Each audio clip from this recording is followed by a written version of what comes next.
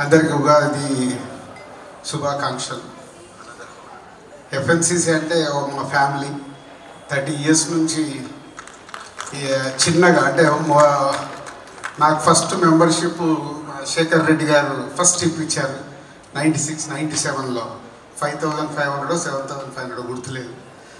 So అలా ఈ last 27-28 yearsలో అందరు కలిసి ఎంతో అభివృద్ధి చేశారు. దీన్ని చాలా చిన్న విషయం కోరుకున్నారు కేఎస్ రామారావు గారు. ఆటోమేటిక్ గవర్నమెంట్లో తీసుకెళ్ళి మాట్లాడితే ఇమీడియట్గా అయిపోతుంది. It's not big issue that.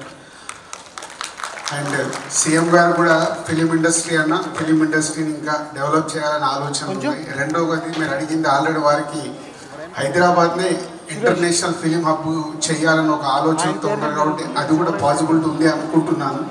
Ramarao గారు కోరుకున్నది ఇండస్ట్రీకి ఇంకా ఉపయోగపడేలాగా.